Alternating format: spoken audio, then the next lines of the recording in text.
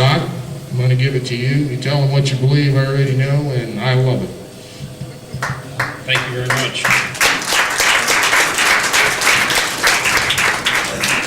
After all that, there's not much I can say. You covered it very well. Thank you very much to each and every one who came tonight. I really do appreciate it. It's good to see you. I'm glad you're here. The other side of the story with the chief, the nice thing about the chief was when I would call and ask a question, I knew I'd get an honest answer. And that's all I asked for, was an honest answer. I ran up against that when I was on Marion City School Board. There were two people that I could call and I knew I'd get an honest answer, John Stewart and Vaughn Williams. And they were great people and I could work with them. Specifically, you say, why do I want to be mayor? My wife answered that question. She said, if you win, can I demand a recount? Don't know it's ever been done that way, but yes, dear, I guess we could try that. I looked around and I saw what was going on and what was not going on and the needs in the city government, particularly the office of the mayor. And I looked around and I said, is there anybody else that can do this? Because I'm not looking for anything. I was just looking around and say, who can do the job? And after I looked around, I started to look in the mirror and I said, I guess it's me. And that's why I'm here. I'm not running, I'm not a politician running for office. I'm a regular person like you that's applying for the job of mayor. And I work for all of you. And this campaign is one big long interview.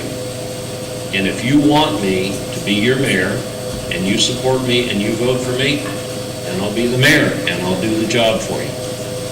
It's that simple. I trust you and hopefully you will trust me. And I will listen to you because I'm working for you just like I work for my bosses in the military or wherever. But I recognize that relationship.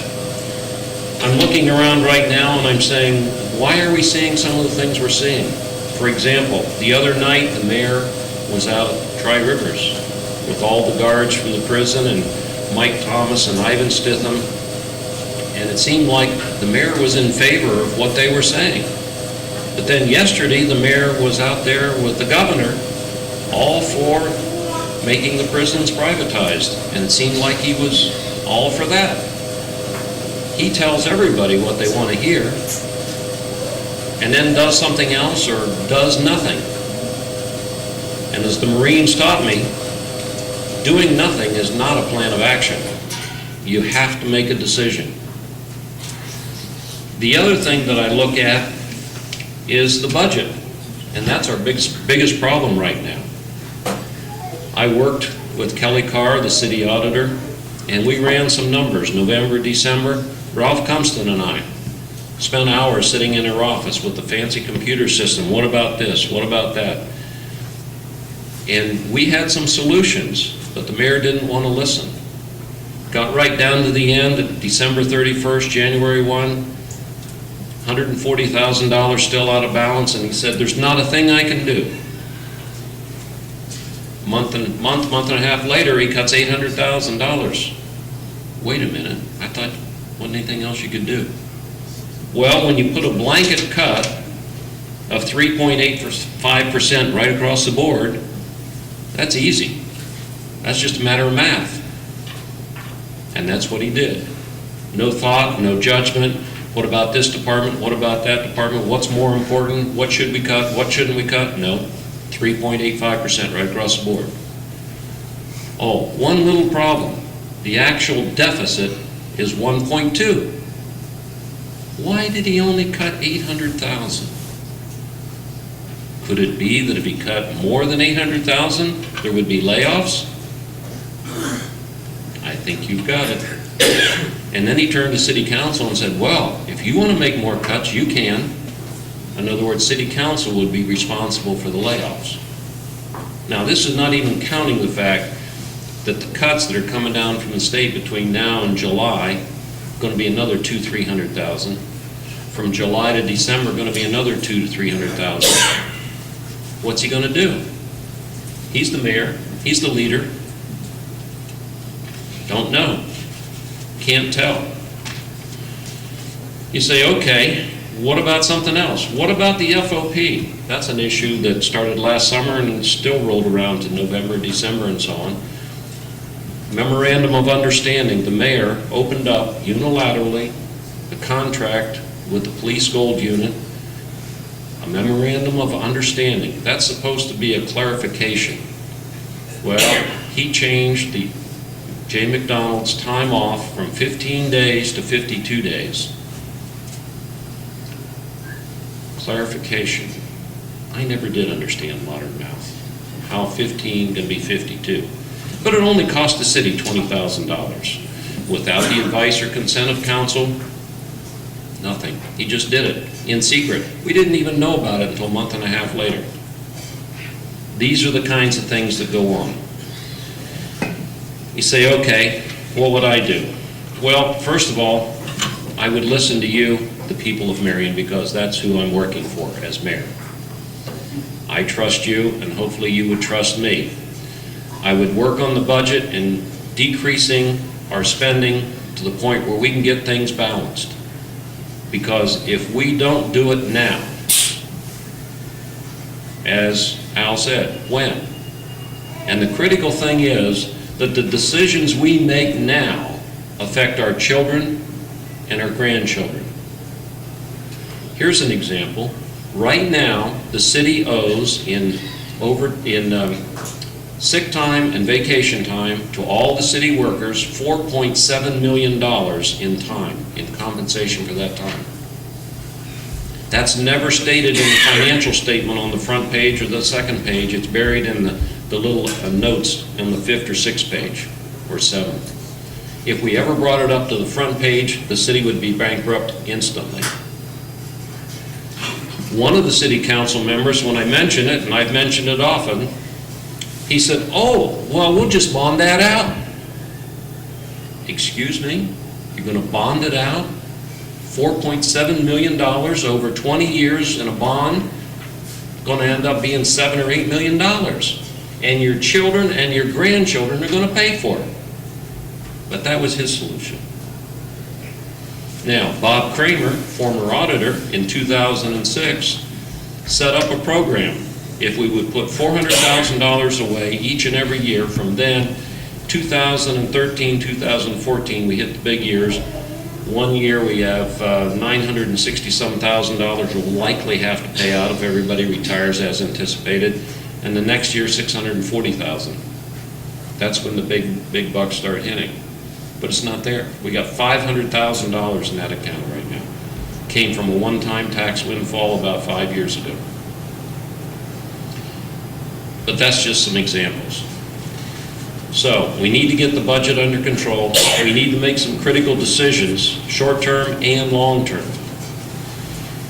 We have to figure out what we're going to do about a pool for this summer, if we can for this summer, because the mayor vetoed the pool project at the last minute, the last second.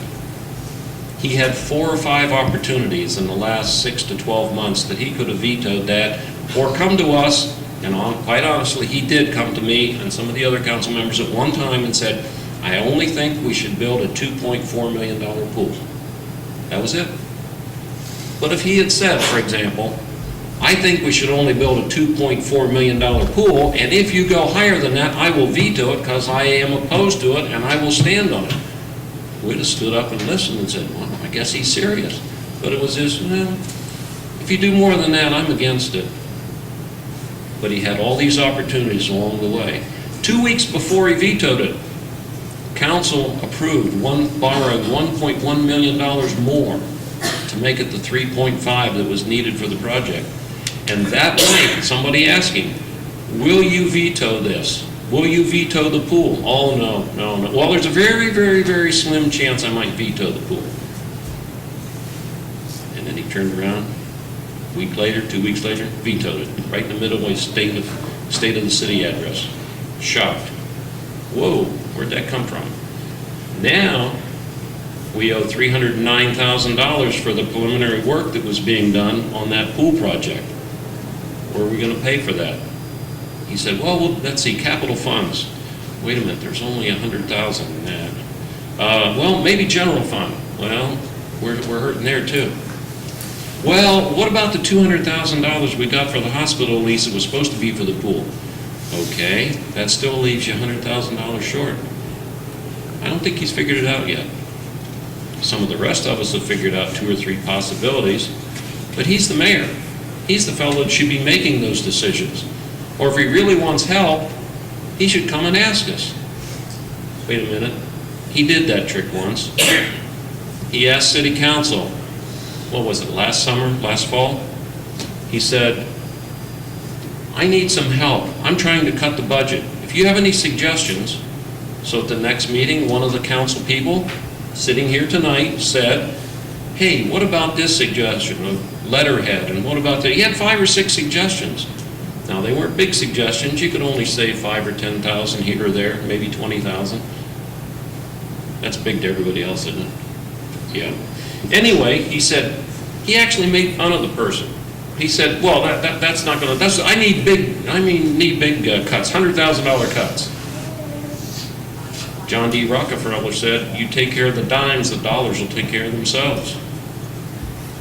But he doesn't, I guess he doesn't go for that approach. So we got to get the budget under control. We got to try to find out what we can do about a pool this summer.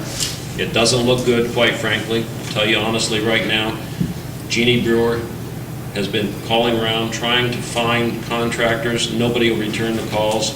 Even if she did start construction tomorrow, probably wouldn't get it open in time.